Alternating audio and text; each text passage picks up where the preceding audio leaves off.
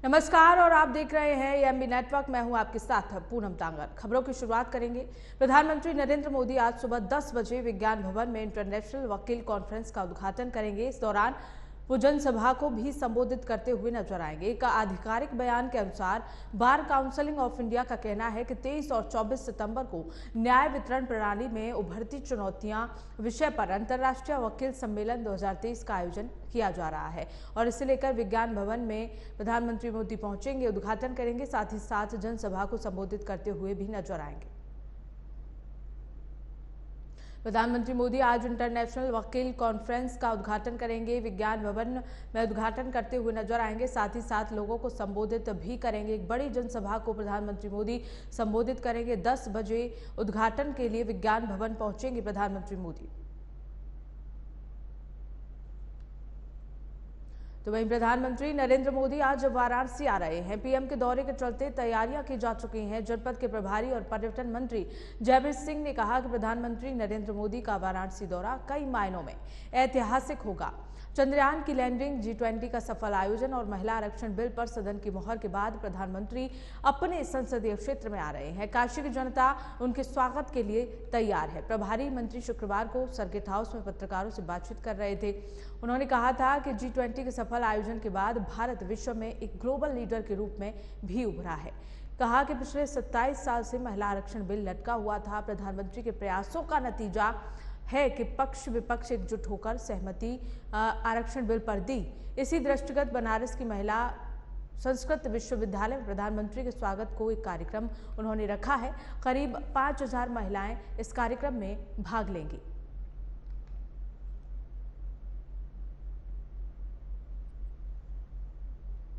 इसी बीच एक breaking news का रुख कर लेते हैं, जहां इंडिया के समन्वय समिति राज्य भर करेगी बैठक। सीटों की साझेदारी के लिए ये बैठक का आयोजन किया जाएगा। यूपी में सपा ने 65 और कांग्रेस ने 40 सीट मांगी है। इंडिया गठबंधन के सबसे अहम मुद्दे सीटों के बंटवारे का है। तो बड़ा अपडेट, जहां यूपी में सपा ने 65 और कांग्रेस ने 40 सीटों की मांग की है। इंडिया गठबंधन में सबसे अहम मुद्दा सीटों के बंटवारे का इस वक्त बना हुआ है और इसी को लेकर इंडिया के समन्वय समिति राज्यवार आज बैठक करेगी। सीटों की साझेदारी के लिए बैठक का आयोजन किया जाएगा। साथ ही साथ यूपी में सपा ने 65 और कांग्रेस ने 40 सीटों की मांग रखी है। इंडिया गठबंधन में सबसे अहम मुद्दा सीटों के बंटवारे को लेकर है और ये मुद्दा इसलिए और ज्यादा अहम हो जाता है क्योंकि अब 2024 में लोकसभा चुनाव होने हैं। उत्तर प्रदेश की राजनीति जो है, राजनीति का जो रास्ता है वो उत्तर प्रदेश से होकर जाता है, ये हम सभी जानते हैं और इसी को लेकर अब इंडिया गठबंधन में भी सीट के बंटवारे को लेकर होड़ मची हुई है। तो वहीं सपा ने 65 और कांग्रेस ने 40 सीट यूपी में मांगी है। इंडिया के समन्वय समिति राज्यभर में बैठक में ये निर्णय लिया जाएगा। सीटों की साझेदारी को लेकर ये बैठक होनी है। खबरों में आगे बढ़ेंगे। 21 सितंबर को लोकसभा में चंद्रयान पर चर्चा के दौरान बीजेपी सांसद रमेश विधूड़ी ने बीएसपी सांसद दानिश पर अभद्र टिप्पणी की, जिसको लेकर विवाद बढ़ता जा रहा है। विपक्ष की 4 पार्टियां दानिश का समर्थन करते हुए विधूड़ी पर कार्यवाही की मांग कर रही हैं। कांग्रेस, डीएमके, एनसीपी और टीएमसी ने शुक्रवार को स्पीकर ओम बिरला को पत्र लिखा। लेटर में मांग की गई है कि विधूड़ी के आचरण और टिप्पणियों का मामला संसद की विशेषाधिकार समिति को भेजा जाए और उनके खिलाफ तत्काल कार्रवाई की जाए। विपक्षी दलों ने चिट्ठी में कांग्रेस नेता अधीर रंजन चौधरी का उदाहरण दिया, जिन्हें मानसून सत्र में एक अपमानजनक टिप्पणी के लिए निलंबित कर दिया गया था। लेकिन बीजेपी सांसद के खिलाफ कोई कार्रवाई क्यों नहीं की जा रही है?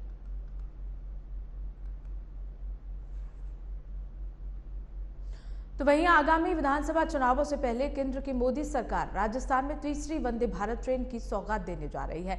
आगामी 24 सितंबर को प्रधानमंत्री मोदी 9 वंदे भारत ट्रेनों को हरी झंडी दिखाएंगे। उसमें राजस्थान, गुजरात, तेलंगाना, ओडिशा, केरल के साथ साथ पश्चिम बंगाल के हावड़ा और तमिलनाडु के चेन्नई को 2-2 ट्रेन मिलने वाली हैं। इसी कड़ी में राजस्थान को तीसरी वंदे भारत ट्रेन की सौगात मिलने वाली है। अधिकारियों की ओर से दी गई जानकारी के मुताबिक ये ट्रेन उदयपुर जयपुर मार्ग पर चलेंगी और सुरक्षा के पुख्ता इंतजाम किए गए हैं। इसका उदयपुर से जयपुर ट्रायल रन किया गया है। 25 सितंबर से नियमित रूप से संचालन शुरू हो जाएगा।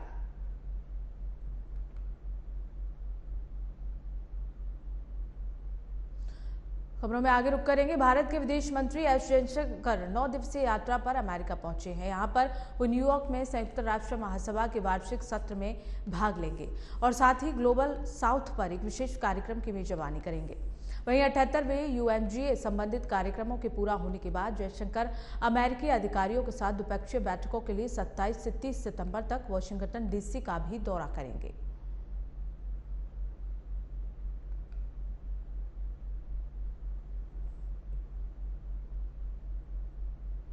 सनातनियों की आस्था से खिलवाड़ के मामले आए दिन सामने आ रहे हैं। अब ऐसा ही एक मामला यूपी के बिजनौर से सामने आया, जहां नारसिंह नगली गांव में कुछ बदमाशों ने मंदिर में घुसकर मूर्तियों को खंडित कर दिया। जब मंदिर में पूजा करने पहुंचे श्रद्धालु तो खंडित मूर्ति देखकर आक्रोशित हो उठे। मौके पर पहुंची पुलिस ने अपराधियों के खिलाफ कार्रवाई करने का निर्देश दे दिया है। उत्तर प्रदेश के बिजनौर का ये पूरा मामला है, जहां सनातनियों की आस्था से खिलवाड़ का मामला सामने आया है। मंदिर में घुसकर मूर्तियां खंडित कर दी गई। जब यहां श्रद्धालु पूजा पाठ के लिए पहुंचे तो वो खंडित मूर्तियों को देखकर आक्रोशित हो गए, जिसके बाद पुलिस यहां मौके पर पहुंची। पुलिस का कहना है कि फिलहाल मामला जो है वो दर्ज कर लिया गया है और आगे की कार्रवाई की जाएगी। ये पूरा मामला उत्तर प्रदेश के बिजनौर का बताया जा रहा है, जहां मंदिरों में मूर्तियां खंडित कर दी गई और जब श्रद्धालु या मंदिरों में पूजा पाठ करने के लिए पहुंचे तो उन्हें मूर्तियां खंडित मिली, जिसके बाद नाराज श्रद्धालुओं ने पुलिस से इसकी शिकायत कर दी।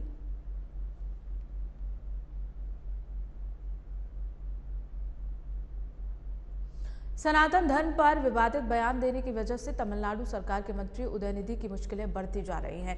अब उन्हें सुप्रीम कोर्ट से बड़ा झटका लगा है। सुप्रीम कोर्ट ने सनातन धर्म पर विवादित बयान देने को लेकर उदयनिधि स्टालिन को नोटिस जारी कर दिया है। साथ ही डीएम के सांसद ए राजा को भी नोटिस जारी कर 4 सप्ताह में जवाब मांगा गया है। दरअसल सनातन धर्म के खिलाफ उदयनिधि स्टालिन और ए राजा के बयानों के खिलाफ याचिका पर सुप्रीम कोर्ट में सुनवाई के दौरान ये नोटिस जारी किया गया है।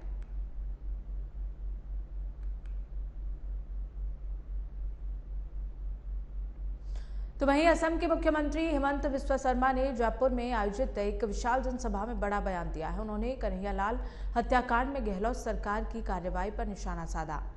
कहा कि उदयपुर की कन्हैयालाल जैसी घटना असम में होती तो मैं 10 मिनट में हिसाब बराबर कर देता। कुछ ही मिनट में दूसरे कांड की न्यूज पर भी टीवी चलने लग जाती।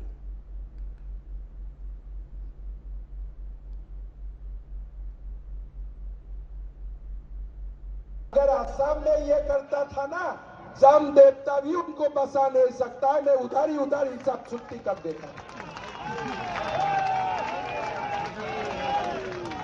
उधर कन्हैयालाल कांड हुआ और 5 मिनट में दूसरा कांड का भी न्यूज टीवी में आना पड़ेगा। देश की राजधानी में इस बार भी लोग दिवाली पर पटाखे नहीं चला पाएंगे। देश की सर्वोच्च अदालत ने दिल्ली में सभी तरह के पटाखों पर बैन को बरकरार रखा है, चाहे ग्रीन पटाखे ही क्यों ना हो। कोर्ट ने उन्हें भी मंजूरी नहीं दी है। प्रदूषण के नियंत्रण को लेकर सुप्रीम कोर्ट ने 2018 के प्रतिबंधों को कड़ाई से लागू करने का आदेश दे दिया था। इसके साथ ही सुप्रीम कोर्ट ने देश में बेरियम सामग्री का उपयोग करके पटाखों के निर्माण और उपयोग की मांग वाली याचिका खारिज कर दी है। बता दें कि दिल्ली में ग्रीन पटाखे को अनुमति देने को लेकर सुप्रीम कोर्ट में याचिका दायर की गई थी। इस याचिका में मांग की गई थी कि दिल्ली में ग्रीन पटाखों की अनुमति दी जाए, जिससे प्रदूषण कम होता है। साथ ही सुप्रीम कोर्ट ने दिवाली से पहले दिल्ली में पटाखों के इस्तेमाल पर प्रतिबंध लगाने की दिल्ली सरकार के फैसले में हस्तक्षेप से भी इनकार कर दिया है। और अब सुप्रीम कोर्ट ने यह फैसला लिया है कि दिवाली पर दिल्ली में किसी भी तरह के पटाखे नहीं चला जाएंगे। सुप्रीम कोर्ट से किसी भी तरह की राहत दिल्ली वासियों को नहीं मिली है। सुप्रीम कोर्ट ने साफ इनकार कर दिया है किसी भी तरह के पटाखे ग्रीन क्रैकर्स पर पूरी तरह से दिल्ली में बैन लगा दिया गया।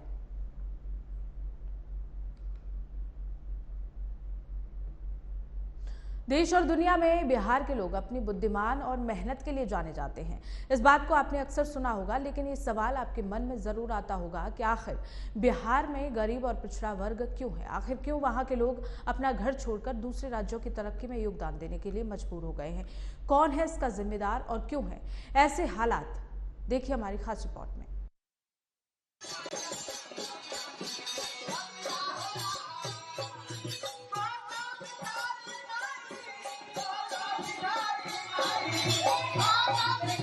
आपको स्क्रीन पर दिख रहा ये वीडियो बिहार के पूर्व मुख्यमंत्री और लालू यादव की पत्नी राबड़ी देवी के आवास का है, जहां पर लोंडा नाच चल रहा है।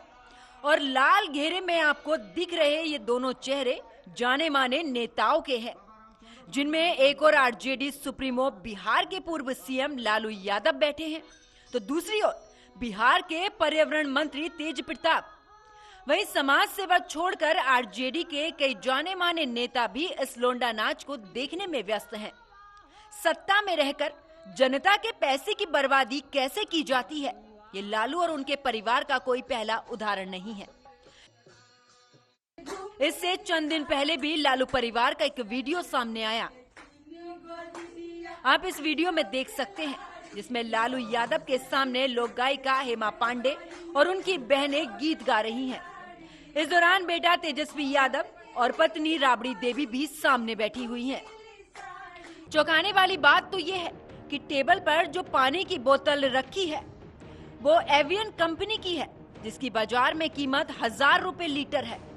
शायद आपको अब अंदेशा भी लग गया होगा कि आखिरकार कैसे बिहार में विकास की गाथा रुक गई है और पूरा तंत्र भ्रष्टाचार का भेंट चढ़ गया है।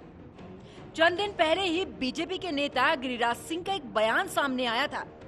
गिरिराज सिंह ने कहा था कि बिहार सरकार इस्लामिक शरिया कानून लागू कर यहाँ इस्लामिक स्टेट स्थापित करना चाहती है, बच्चों को सनातन संस्कृति से अलग करना चाहती है। लेकिन समाज के मार्गदर्शक कहे जाने वाले नेताओं के अजीब और गरीब शौक देखकर तो ऐसा ही लगता है कि ये आने वाली पीढ़ियों को क्या सिखाना चाहते हैं। हम सभी जानते हैं कि देश में कोठे, मुजरे और तवायफ के अतीत की गलियां मुगलों से जुड़ी हुई हैं। सलीम और अनारकली का किस्सा तो आपने खूब सुना ही होगा। अकबर के बेटे पर मुजरा इस कदर हावी हुआ कि उसने अपने पिता के खिलाफ जंग का ऐलान कर दिया। लोंडा नाच के दौरान भी बिहार के पूर्व सीएम लालू यादव को देखकर ये साफ जाहिर होता है कि मुगलों के काले इतिहास को बढ़ावा देने के लिए जनता का पैसा खर्च किया जा रहा है। शायद इसलिए काबिल युवा बिहार छोड़ने को मजबूर हैं। Bureau report, AMB network.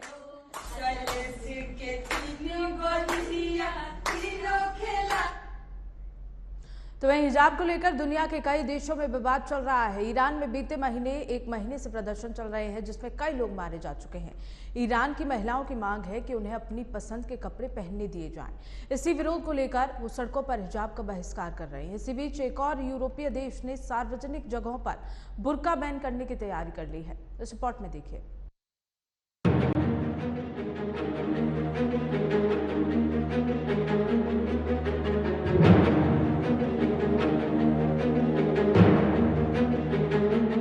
Switzerland में बुर्का पहनने पर प्रतिबंध लग गया है। स्विस संसद के निचले सदन ने बुर्का बैन करने का प्रस्ताव पारित कर दिया है। अब स्विट्जरलैंड में सार्वजनिक स्थानों पर मुंह, नाक और आंख ढकने वाले नकाब या बुर्के नहीं पहने जा सकते हैं। अगर फिर भी कोई इसे पहनता है तो उसे गैर कानूनी गतिविधि माना जाएगा। स्विट्जरलैंड में बुर्का बैन कानून के तहत चेहरा ढकने पर 1000 फ्रैंक यानी कि 92,000 रुपए का जुर्माना लगेगा। स्विट्जरलैंड से पहले यूरोप के नीदरलैंड, फ्रांस, ऑस्ट्रेलिया और बेल्जियम जैसे देश बुर्का और नकाब पर प्रतिबंध लगा चुके हैं। इसके अलावा श्रीलंका और चीन ने देश में बुर्का बैन कर रखा है। स्विट्जरलैंड की कुल जनसंख्या करीब 89 लाख है। इसमें से 62.6% ईसाई और 5.4% आबादी मुस्लिम है, जबकि स्विट्जरलैंड में लगभग 30% लोग किसी धर्म को नहीं मानते हैं।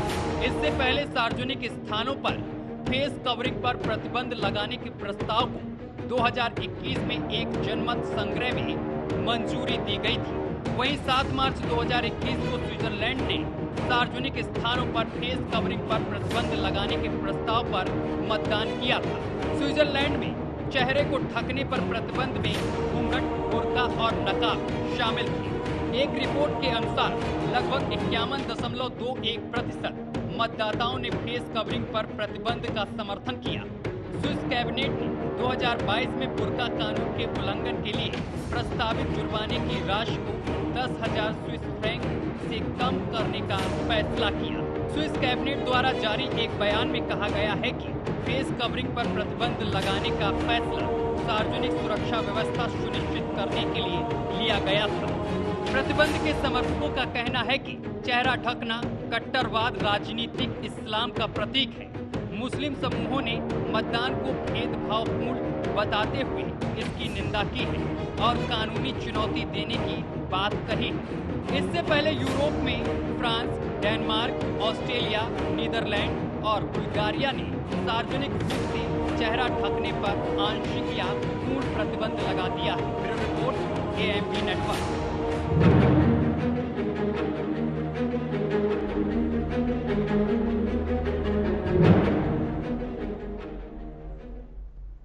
खालिस्तानी समर्थक बिलबिलाते सिंगर शुभ के तेवर बदले बदले दिख रहे हैं। पहले अपनी स्टोरी पर पंजाब को भारत के नक्शे से हटाकर दिखाया था, तो अब जब उनका कॉन्सर्ट भारत में कैंसिल किया गया तो वो गिड़गिड़ाने लगे। इस रिपोर्ट में देखिए।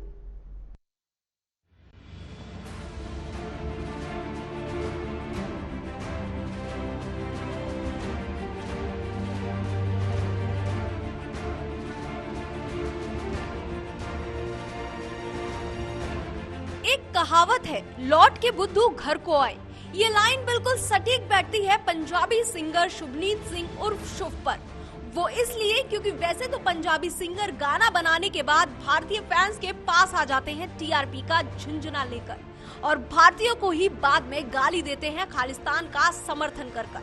शायद आप भूल गए हो तो हम आपको बता दें कि ये वही शुभ है जिन्होंने अपने इंस्टाग्राम की स्टोरी में पंजाब के लिए प्रार्थना करे टाइटल से पोस्ट की थी। इसमें भारत का बिगड़ा हुआ नक्शा दिखाया गया था। ये नक्शा केंद्र शासित प्रदेश जम्मू कश्मीर, पंजाब और उत्तर पूर्वी राज्यों के बगैर था। और अब जब शुभ को भारतीयों से पंगा लेना भारी पड़ा तो अपने फायदे के लिए लौटकर भारतीयों के पास मगरमच्छ के आंसू लेकर बिलबिलाते हुए आ गए। खालिस्तान समर्थक पंजाबी सिंगर शुभनीत सिंह को शायद अपनी गलती का एहसास हो गया है। हालांकि उनके ये सुर उनके still roll in India tour रद्द होने के बाद बदले हैं। उन्होंने गुरुवार को इंस्टाग्राम पर इसे लेकर पोस्ट लिखी है। उन्होंने लिखा है कि वो अपने आने वाले भारत दौरे के रद्द होने से खासे नाराज है। बता दें कि भारत और कनाडा के बीच राजनीतिक विवाद के बीच कनाडाई सिंगर शुभ की भारत के नक्शे पर सोशल मीडिया पर डाली गई विवादास्पद पोस्ट पर विरोधी प्रतिक्रिया आई थी। इसके बाद सोशल मीडिया पर ही उन्होंने अपने को पाक साफ साबित करने के लिए पोस्ट लिखी है। दरअसल खालिस्तान मुद्दे के समर्थन की वजह से ही रैपर का इंडिया टूर रद्द किया गया था। इंस्टाग्राम पर अपने पेज पर रैपर ने पोस्ट किया, भारत के पंजाब से आने वाले यंग रैपर सिंगर के तौर अपने संगीत को अंतर्राष्ट्रीय मंच पर रखना मेरी जिंदगी का सपना था, लेकिन हाल की घटनाओं ने मेरी कड़ी मेहनत और प्रगति पर असर डाला है और मैं अपनी निराशा और दुख बताने के लिए कुछ शब्द कहना चाहता था। उन्होंने लिखा, मैं भारत में अपना दौरा रद्द होने से बेहद निराश हूँ।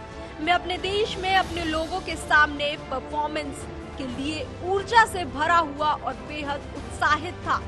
तैयारियां जोरों पर थी और मैं पिछले 2 महीनों से पूरे मन और आत्मा से प्रैक्टिस कर रहा था और मैं बहुत उत्साहित और खुश भी था, लेकिन मुझे लगता है कि नियति की कुछ और ही योजनाएं थी। शुभनीत ने अपनी पोस्ट में आगे जोड़ा, भारत मेरा भी देश है, मैं यहाँ पैदा हुआ हूँ, ये मेरे गुरुओं और पूर्वजों की धरती है जिन्होंने अपनी देश की आजादी, वैभव और देश के परिवारों के लिए बलिदान देने में पलक तक नहीं झपकाई थी। और पंजाब मेरी आत्मा है, पंजाब मेरे खून में है। जो भी मैं आज हूँ मैं पंजाबी होने की वजह से हूँ। आगे लिखा कि पंजाबियों को देशभक्त का सबूत पेश करने की जरूरत नहीं है। इतिहास के हर मोड़ पर देख ले, पंजाबियों ने इस देश की धरती की आजादी के लिए अपने जीवन का बलिदान दिया है। इसलिए ये मेरा विनम्र निवेदन है कि हर एक पंजाबी को देश विरोधी और अलगाववादी का नाम देने से बाज आए। खालिस्तान समर्थक पंजाबी सिंगर शुभनीत सिंह ने अपनी पुरानी पोस्ट पर सफाई देते हुए इंस्टा पर लिखा, मेरी स्टोरी पर इस पोस्ट को दोबारा शेयर करने के पीछे का मेरा मकसद केवल पंजाब के लिए प्रार्थना करने का है, क्योंकि ऐसी रिपोर्ट है कि पूरे राज्य में बिजली और इंटरनेट बंद है उन्होंने लिखा, मेरा ऐसा करने के पीछे और किसी भी तरह का विचार नहीं था और पक्के तौर में किसी भी तरह से किसी की भावनाओं को ठेस नहीं पहुंचाना चाहता था। मेरे खिलाफ लगाए गए आरोपों ने मुझे गहरे तक प्रभावित किया है, लेकिन मेरे गुरु ने मुझे सिखाया है कि सभी इंसान एक जात और एक ही है और मुझे सिखाया है कि डरना नहीं है, धमकाने में नहीं आना है। यही पंजाबियत है। मैं कड़ी मेहनत करना जारी रखूंगा। मैं और मेरी टीम जल्द ही बड़े और मजबूत सपने के साथ आएगी। खैर, ये होना तो तय था, क्योंकि आधे से ज्यादा पंजाबी खालिस्तानी समर्थक सिंगर अच्छे से जानते हैं कि उनके गाने हिट भारतीय ही करते हैं। अभी तो शुभ के तेवर में बदलाव आया है। आगे देखना ये होगा कि और कितने खालिस्तानी समर्थक सिंगर के सुर बदलते हैं। Bureau report, AMV network.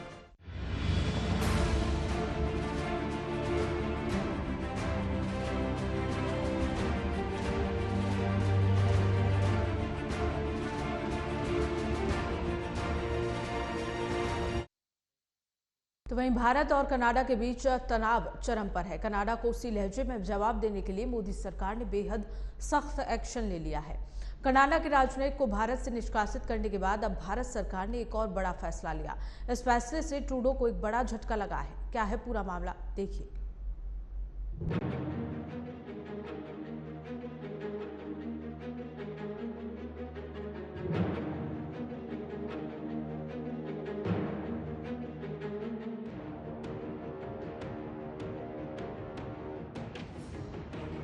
Canada के प्रधानमंत्री जस्टिन ट्रूडो को सबक सिखाने के लिए मोदी सरकार बेहद सख्त एक्शन मोड में दिखाई दे रही है।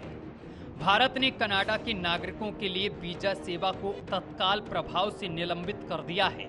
इससे पहले भारत की ओर से कनाडा न जाने और वहां रहने वाले भारतीय नागरिकों के लिए विशेष एडवाइजरी भी जारी की जा चुकी है। अब भारत सरकार ने कनाडा के नागरिकों के लिए वीजा सर्विस को सस्पेंड कर दिया है।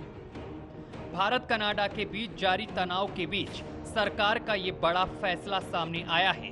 कनाडा में एक ऑनलाइन वीजा आवेदन केंद्र BLS इंटरनेशनल ने अपनी वेबसाइट पर इस संबंध में नोटिस जारी किया है। कनाडा में रहने वाले और देश विरोधी गतिविधियों का विरोध करने वाले भारतीय खालिस्तानियों के निशाने पर हैं। इसे लेकर भारत ने अपने नागरिकों को विशेष रूप से सावधान रहने को कहा है। बता दें कि खालिस्तानी आतंकी हरदीप सिंह निज्जर की हत्या में कनाडा द्वारा भारत सरकार का हाथ होने का निराधार आरोप लगाए जाने के बाद दोनों देशों के संबंध बिगड़ चुके हैं। इतना ही नहीं, जस्टिन ट्रूडो ने भारत की छवि बिगाड़ने के लिए अमेरिका, ब्रिटेन, ऑस्ट्रेलिया समेत कई अन्य देशों से भी समर्थन जुटाने का प्रयास किया गया, लेकिन इसमें ट्रूडो को कामयाबी नहीं मिल सकी। इसके बाद से अब भारत कनाडा विवाद लगातार बढ़ता ही जा रहा है।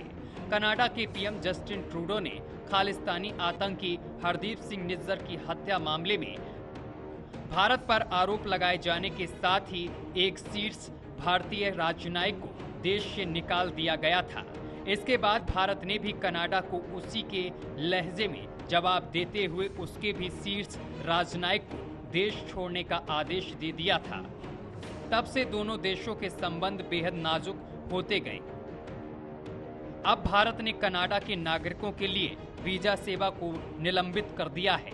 पिछले 3 दिनों में ये तीसरी बार है जब भारत ने कनाडा पर सख्त एक्शन लिया है। अभी भारत की ओर से कई और सख्त एक्शन लिए जाने की संभावना व्यक्त की जा रही है। NIA ने कनाडा में रहने वाले कई आतंकियों की सूची भी जारी की है, ताकि भारत के खिलाफ गतिविधियों में शामिल होने के बावजूद उन्हें समर्थन देने वाले कनाडा की पोल पूरी दुनिया के सामने खोली जा सके और ट्रूडो को दुनिया के सामने अलग थलग किया जा सके। Bureau report, AMV network.